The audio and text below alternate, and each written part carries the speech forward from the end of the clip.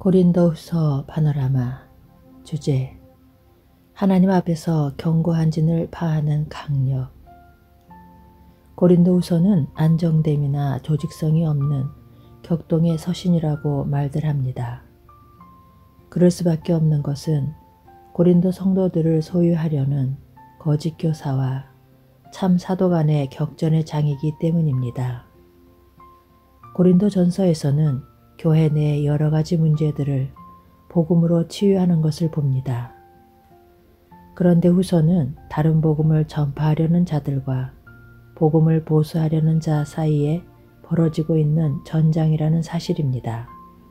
이런 의미에서 본서는 혼란에 빠져 있는 현대교회에 가장 적실성이 있는 서신이라 할 것입니다. 고린도후서는 크게 세 부분으로 나누어집니다.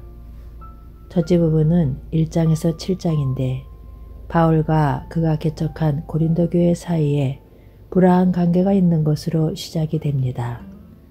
2장 1절에서 7절 안에는 근심이라는 말이 9번이나 나옵니다. 그리고 애통하는 마음이 있어 많은 눈물로 너희에게 썼노니 하면서 오직 내가 너희를 향하여 넘치는 사랑이 있음을 너희로 알게 하려 함이라 합니다. 그렇다면 불화의 원인이 무엇일까? 1차적으로는 바울이 고린도에 가기로 한 여행 일정을 지키지 않은 것이 원인인 것처럼 보이지만 이는 구실일 뿐입니다. 근본적인 원인은 바울이 우리가 어찌 어떤 사람처럼 천거서를 너희에게 제출해야 한단 말이냐 한 데서 알 수가 있듯이 어떤 사람들이 고린도에 내려와 바울의 사도권을 부정하면서 이간을 붙였기 때문입니다. 이 불화가 바울의 눈물의 편지와 디도의 중재로 일단 수습이 되어서 내가 지금 기뻐함은 너희로 근심하게 한 까닭이 아니요 도리어 너희가 근심함으로 회개에 이른 까닭이라 하는 것으로 첫째 문단은 마칩니다. 둘째 부분은 예루살렘 교회의 가난한 성도들을 돕기 위한 연보를 부탁하는 내용입니다. 이는 단순한 구제 헌금의 차원이 아니라 이방인 그리스도인들과 유대인 그리스도인들 간의 유대를 맺어주기 위한 것으로 보아야 할 것입니다. 이 봉사의 직무가 성도들의 부족한 것만 보충할 뿐 아니라 사람들의 하나님께 드리는 많은 감사를 인하여 넘쳤느니라 말할 수 없는 그의 은사를 인하여 하나님께 감사하노라 합니다. 그런데 셋째 부분에 이르러 본 서신의 특성이 선명하게 드러납니다. 만일 누가 가서 우리의 전파하지 아니한 다른 예수를 전파하거나 혹 너희의 받지 아니한 다른 영을 받게 하거나 혹 너희의 받지 아니한 다른 복음을 받게 할 때에는 너희가 잘도 용납하는구나 합니다. 어떤 자들이 고린도 교회에 침입하여 다른 예수, 다른 영, 다른 복음을 전했고 고린도 성도들은 이를 환영했던 것입니다. 그렇다면 바울이 개척한 고린도 교회에 내려와서 교회를 어지럽히고 있는 이들이 누구인가 하는 점입니다. 이 점이 본서를 해석하는 데 있어서 가장 통찰력이 필요한 부분입니다. 이를 단정적으로 말할 수는 없으나 추론은 가능합니다. 저희가 히브리인이냐? 나도 그러하며 저희가 이스라엘이냐? 나도 그러하며 저희가 아브라함의 씨냐? 나도 그러하며 저희가 그리스도의 일꾼이냐? 정신없는 말을 하거니와 나도 더욱 그러하도다 한 것으로 보아 저들이 유대주의자들임이 드러납니다. 그런데 밖에서 교회를 대적하는 믿지 않는 유대인들이 아니라 교회 안에 있는 그리스도의 일꾼으로 자처하고 있는 자들이라는 것입니다. 그러면 그리스도의 일꾼인 저들이 어찌하여 바울을 대적하고 있는가? 바울이 증거한 복음의 내용이 저들과 다르다는 점 때문인데 그 대표적인 예가 할례 문제였던 것입니다. 문제는 그러나 저희 마음이 완고하여 오늘까지라도 구약을 읽을 때에 그 수건이 오히려 벗어지지 아니하고 있다는 데 원인이 있었던 것입니다. 저 의문이라는 수건이 마음에서 벗어지지 않고 있는 자와 벗어진 자 간의 충돌이었던 것입니다. 바울은 2장 14절에서 문맥을 중단하고 7장 4절까지 해서 수건이 마음에서 벗어진 자와 벗어지지 아니한 자가 어떻게 다른가 하는 차별화를 말씀합니다. 고린도후서에는 여기가 심장 부분이라 할 중요한 내용입니다. 이 말씀은 오늘의 설교자들의 마음에서 수건이 벗어진 여부를 검증케 하고 자신이 과연 새 언약의 일꾼 노릇을 하고 있는지 아니면 의문의 직분을 수행하고 있는지 점검하게 합니다. 이방인의 구원 문제를 다루기 위해서 모인 예루살렘 회의석상에서 바리사파 중에 믿는 어떤 사람들이 일어나 말하되 이방인에게 할례를 주고 모세의 율법을 지키라 명한 것이 마땅하다 하고 주장한 그런 사람들은 아직까지 수건이 마음에서 벗어지지 아니한 상태입니다. 베드로가 이방인들과 함께 식사 교제를 나누다가 물러간 것도 예루살렘에서 내려온 어떤 이들 때문임을 감안할 때 이들은 무시할 수 없는 영향력을 행사하고 있었음을 알 수가 있습니다. 베드로가 두려워서 물러갔다면 바울에 대한 그들의 인식이 어떠했으리라는 것은 짐작하기에 어렵지 않습니다.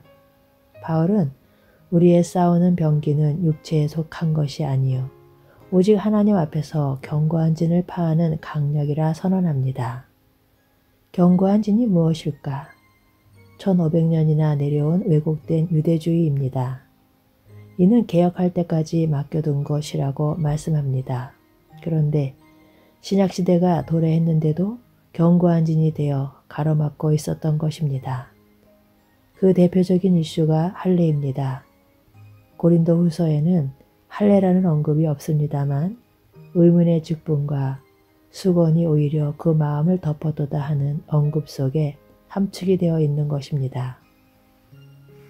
유대인들이 마치 사활이 걸려있는 양 매달렸던 마지막 보루가 할례였던 것입니다.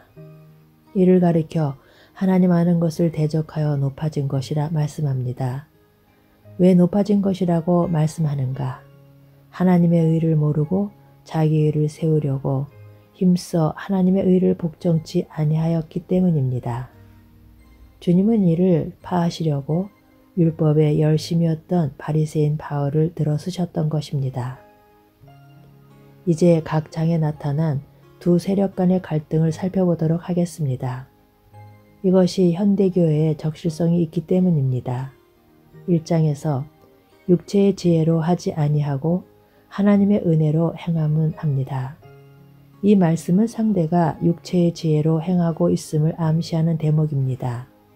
바울이 복음을 전할 때에 말과 지혜의 아름다운 것으로 하지 아니하였다는 점을 얼마나 역설하고 있는가를 전서에서 이미 살펴본 바입니다. 그렇다면 영적 싸움은 사람의 지혜 대 하나님의 은혜의 싸움이라는 말이 됩니다. 이 장에서 우리는 수다한 사람과 같이 하나님의 말씀을 혼잡하게 하지 아니하고 곧 순전함으로 전했다고 말씀합니다. 그렇다면 영적 싸움이란 혼잡된 말씀 대 순전한 말씀의 싸움이 되는 것입니다. 3장에서 천거설을 너희에게 붙이거나 하는 것을 봅니다. 이로 보아 저들은 천거설을 가지고 온 자들임을 알 수가 있습니다. 그런데 저희 마음이 완고하여 오늘까지라도 구약을 읽을 때에 그 수건이 오히려 벗어지지 아니하고 있으니 하는데 그렇다면 영적 싸움은 수건이 마음에서 벗어지지 아니한 자와 벗어진 자 간의 싸움이라 할 수가 있습니다. 4장에서 만일 우리의 복음이 가리웠으면 망하는 자들에게 가리운 것이라 합니다. 누가 복음을 가로막는 자인가? 수건이 마음에서 벗어지지 않은 자들입니다. 그렇다면 복음의 빛을 가리려는 자와 이를 밝히 드러내는 자 간에는 영적인 충돌이 불가피하다 하겠습니다. 그런데 이 말씀을 하면서 우리가 이 직분을 받아 긍휼하심을 입은 대로 낙심치 아니하고 답답한 일을 당하여도 낙심치 아니하며 그러므로 우리가 낙심하지 아니하노니 하고 낙심이라는 말을 반복적으로 말씀하고 있는 것을 보면 복음을 보수하려는 싸움이 얼마나 고독하고 힘겨운 싸움임이 나타납니다.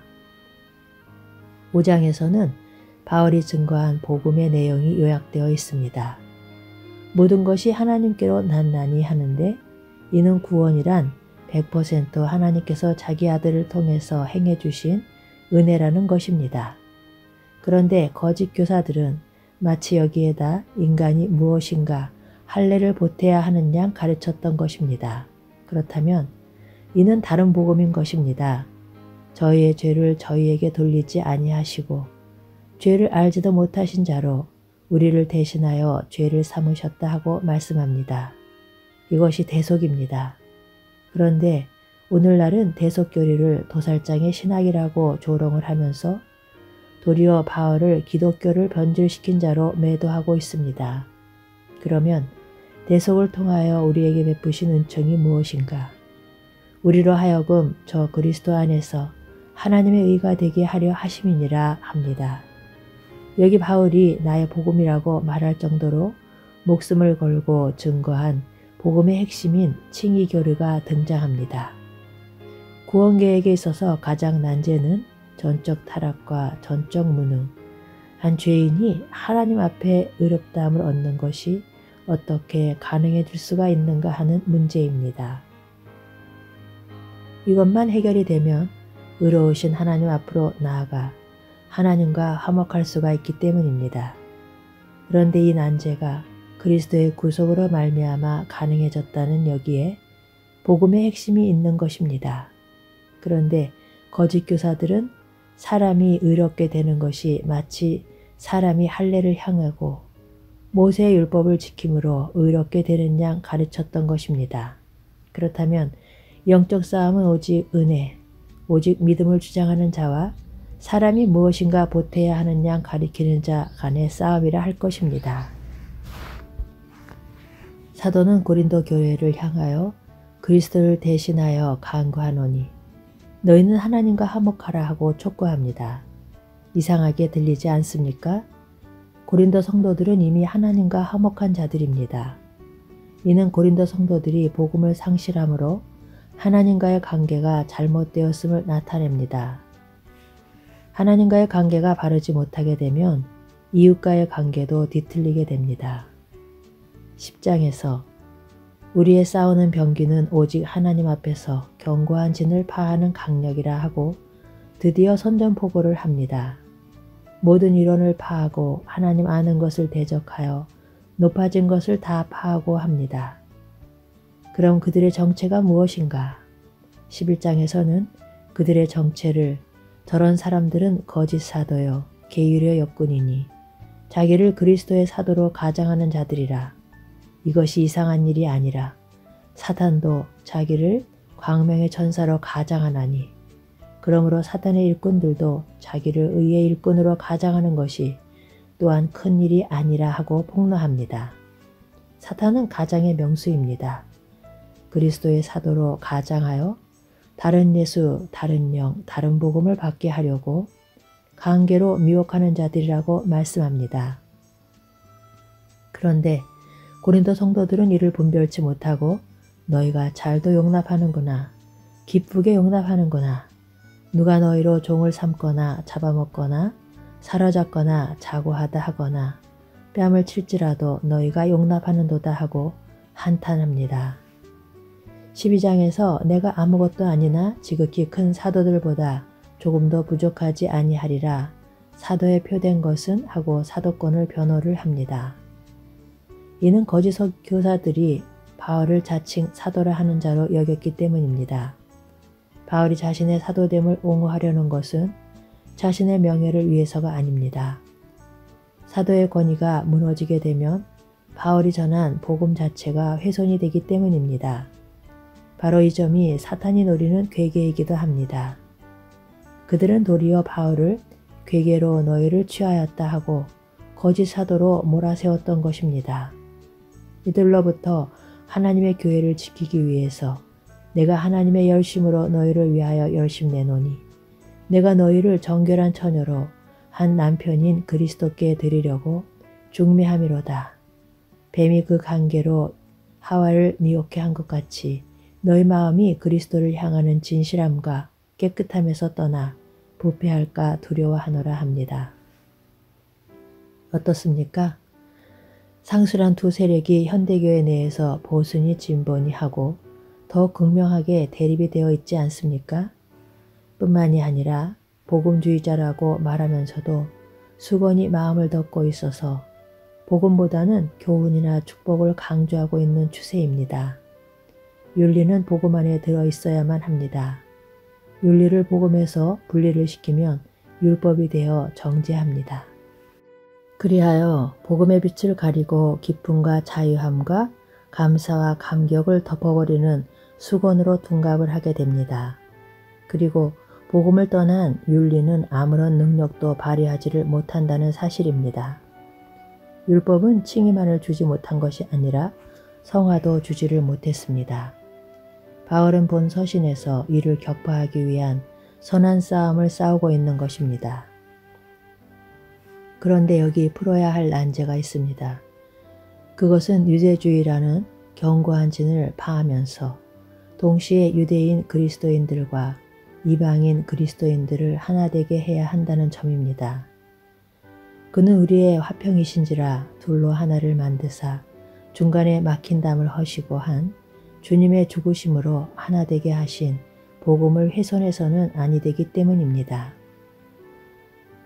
이를 위하여 바울이 예루살렘을 방문했을 때 야고보의 제의를 받아들여 율법 준수의 표로 결례를 행하는 파격적인 모습을 대하게 됩니다.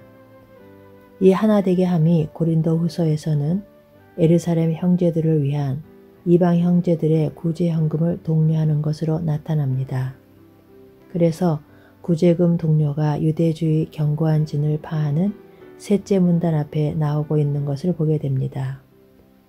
이제 너희의 유해한 것으로 저희 부족한 것을 보충함은 후에 저희 유해한 것으로 너희 부족한 것을 보충하여 평균하게 하려 함이라 하고 유대인과 이방인의 일치를 보충함과 평균하게라는 표현으로 나타나고 있는 것입니다. 전서에서도 너희의 인정한 사람에게 편지를 주어 너희의 은혜를 예루살렘으로 가지고 가게 하리니 말씀하고 로마서에서도 이방인들이 그들의 신령한 것을 나눠 가졌으면 육신의 것으로 그들을 섬기는 것이 마땅하니라 하고 구제 헌금이 유대인 그리스도인들과 이방인 그리스도인들 간에 유대를 강화해주는 매개체 역할을 하는 것을 보게 됩니다. 바울은 고린도 성도들에게 내가 자녀들에게 말하듯 하노니 보답하는 양으로 너희도 마음을 넓히라 합니다. 마음으로 우리를 영접하라 호소합니다. 날 구하는 것은 너희 재물이 아니요 오직 너희니라. 내가 너희 영혼을 위하여 크게 기뻐하므로 재물을 허비하고 또 내 자신까지 허비하리니 합니다. 이렇게 말씀함은 거짓 교사들이 물질을 탐하는 자들임을 나타냅니다. 그러나 사도는 고린도 교회에 대하여 결코 절망하지 않습니다. 너희가 대강 우리를 아는 것 같이 하는데 지금은 바울의 심정을 대강 알고 있을 뿐이지만 우리 주 예수의 날에 너희가 우리의 자랑이 되고 우리가 너희 자랑이 되는 것이라 합니다. 바울은 그날을 바라보며 저들에 대한 기대를 결코 포기하지 않습니다. 바울의 자랑과 기쁨과 소망은 오직 성도들이 주 예수의 날에 그 앞에 세움을 받는 것입니다. 지금이 아닙니다. 주 예수의 날에. 한때 거짓 교사들에게 미혹이 되어 바울을 배척했지만 그날에는 저들이 바울을 무척이나 자랑으로 여기게 될 것을 확신하고 있는 것입니다. 그것은 바로 복음에 대한 확신이기도 합니다. 형제도 그러합니까? 아멘.